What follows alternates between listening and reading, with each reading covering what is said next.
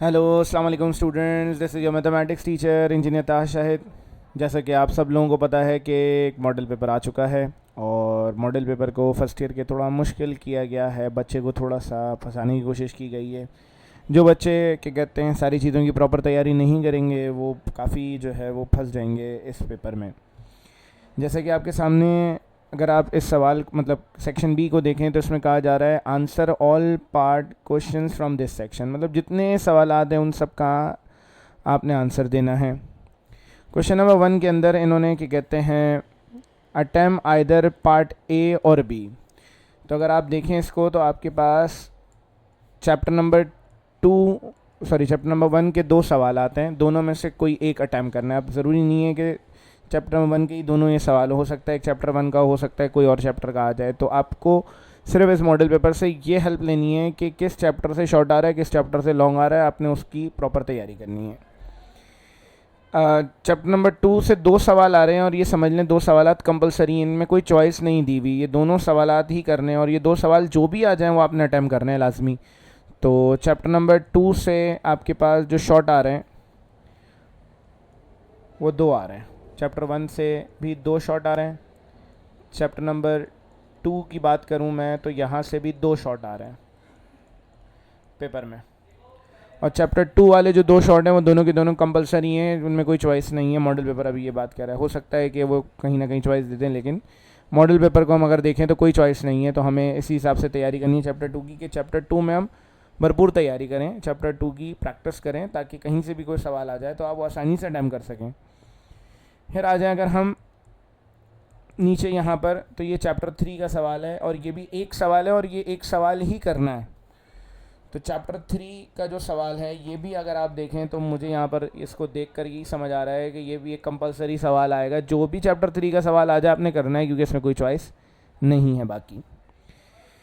अगले उस पर आ जाएं, क्वेश्चन नंबर 5 पे अटैम्प्ट आइदर ए और बी। यहाँ पर इन्होंने चॉइस दे दी हैं दो सवालात की, मतलब दो में से कोई एक करना है। पहला जो सवाल है वो चैप्टर नंबर 4 का है, दूसरा जो सवाल है वो चैप्टर नंबर 5 से दिया हुआ है। तो 5 और 4 का एक एक सवाल है, दोनों में से एक करना है। नीचे जाकर देखते हैं अगर हम, तो क्वेश्चन 6 में भी चैप्टर नंबर 4 से एक सवाल दिया हुआ है। तो मुझे इसको देखकर ये बात समझ आ रही है कि चैप्टर नंबर 4 से पेपर में दो शॉर्ट आने हैं, चैप्टर नंबर 5 से पेपर में सिर्फ एक शॉर्ट आना है। इसी तरह क्या कहते हैं आगे आ जाते हैं, without using graph paper sketch the graph of the function. अब इस फंक्शन का ग्राफ बनाना है, ये चैप्टर नंबर 8 का सवाल है। तो चैप्टर नंबर 8 से मुझे एक शॉर्ट दिख रहा है यहाँ पर, दोनों में से कोई एक सवाल आपने अटैम्प्ट करना है। तो शॉर्ट के अंदर चैप्टर नंबर 8 का सिर्फ एक सवाल है, चैप्टर 8 पे बाद में जाएंगे, 6 को देखते हैं पहले।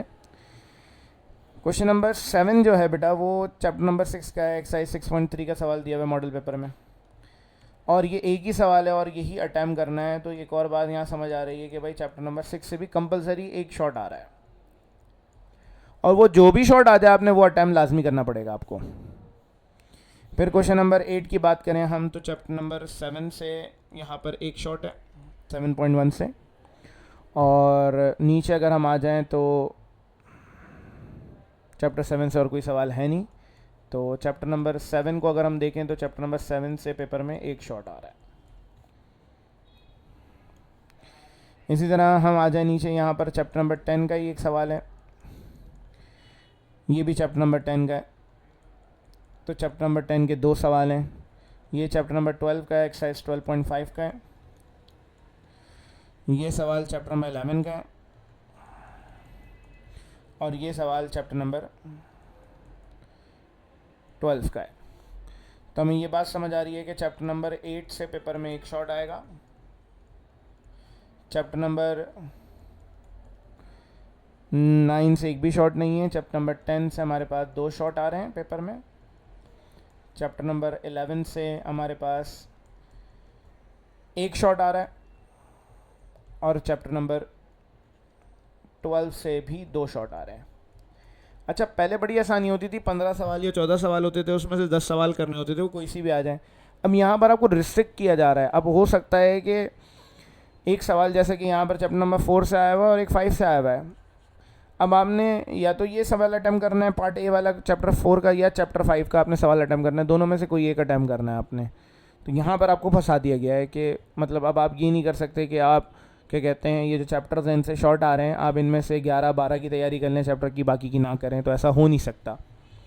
मतलब 11-12 सवाल जिन चैप्टर से आ रहे हैं उनकी तैयारी कर लें आप। लॉन्ग को अगर हम देखें तो लॉन्ग के अंदर भी इन्होंने कुछ चीज़ें समझने एक तरीके से कंपलसरी कर दी है कि चैप्टर नंबर 2 का सवाल तो लाजमी आपने अटैम्प्ट करना ही करना है, कुछ भी हो जाए। दोनों सवाल 2 के हैं, दोनों में से कोई एक करना है। इसमें भी कहा जा रहा है तमाम क्वेश्चंस को अटैम्प्ट करना है। तो चैप्टर नंबर 2 से आपके पास 2 लॉन्ग आ रहे हैं। चैप्टर नंबर 3 पे आ जाएं तो चैप्टर नंबर 3 से एक लॉन्ग आया हुआ है पार्ट 5 में, ये रहा ट्रेपेजियम वाला सवाल है, चैप्टर नंबर 3 से एक लॉन्ग है। चैप्टर नंबर 4 की अगर हम बात करें तो 4 से कोई भी लॉन्ग नहीं है पेपर में। चैप्टर नंबर 5 से भी कोई लॉन्ग नहीं है। चैप्टर नंबर 6 से लॉन्ग दिख रहा है मुझे, क्वेश्चन नंबर 4 है, चैप्टर नंबर 6 का लॉन्ग है। एक्सरसाइज 6.4 से लॉन्ग है, कंपलसरी है, जो सवाल आ जाए 6.4 का वो आपने लाजमी यहाँ पर करना ही करना है। तो ये एक लॉन्ग इससे आ गया। उसके बाद दूसरा लॉन्ग चैप्टर 7 से आया हुआ है। चैप्टर नंबर 7 से 7.3 से लॉन्ग आया हुआ है। जैसा कि मैं आप सब लोगों को बताता हूँ कि 7.3 से लॉन्ग आएगा, तो ये चैप्टर 7 में एक्सरसाइज 7.3 से लॉन्ग आया हुआ है। अच्छा, चैप्टर 2 में भी अगर आप देखें तो एक्सरसाइज 2.6 से एक आया हुआ है और एक एक्सरसाइज 2.5 का एक सवाल आया हुआ है, क्वेश्चन नंबर 4। फिर उसके बाद चैप्टर नंबर 8 से लॉन्ग आया हुआ है। चैप्टर नंबर 8 का मतलब एक्सरसाइज 8.3 से आया हुआ है ये लॉन्ग। तो आपको ये बात समझ आ रही है कि चैप्टर 8 से भी पेपर में एक लॉन्ग आना है लाजमी। फिर उसके बाद क्या कहते हैं, चैप्टर नंबर 9 से एक लॉन्ग आया हुआ है, ये एक्सरसाइज 9.3 का लॉन्ग है। तो एक्सरसाइज 9.3 मतलब चैप्टर 9 से लॉन्ग आया हुआ है एक। फिर उसके बाद चैप्टर नंबर 10 से कोई लॉन्ग नहीं है। चैप्टर नंबर 11 से लॉन्ग आया हुआ है। तो चैप्टर नंबर 11 से जो लॉन्ग आया हुआ है बेसिकली डेरिवेशन आई हुई है ये। तो ये डेरिवेशन है चैप्टर नंबर 11 की। तो इसका मतलब ये है कि चैप्टर नंबर 11 की कोई भी डेरिवेशन भी आ सकती है। चैप्टर नंबर 11 में बहुत सारी डेरिवेशन है, वो सारी आप लोगों ने करनी पड़ेंगी, तब जाकर आपका ये काम निकलेगा।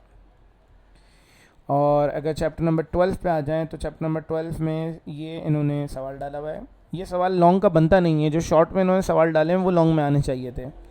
बहरहाल इन्होंने अब यहाँ डाल दिया, तो चैप्टर नंबर 12 से लॉन्ग आएगा।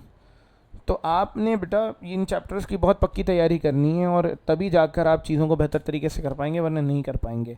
चैप्टर 6 का तो कंपलसरी सवाल दिया हुआ है, तो चैप्टर 6 की तो ऐसी तैयारी होनी चाहिए कि 6.4 का कोई भी सवाल आ जाए लॉन्ग के अंदर वो आप लाजमी अटैम्प्ट कर लें। तो मुश्किल किया गया है। जो बच्चा पूरी तैयारी करेगा, हर चीज़ को अच्छे तरीके से करेगा, तो उसी के इंशाल्लाह 90s में मार्क्स आएंगे। आप सब लोगों का बहुत शुक्रिया। अल्लाह हाफ़िज़।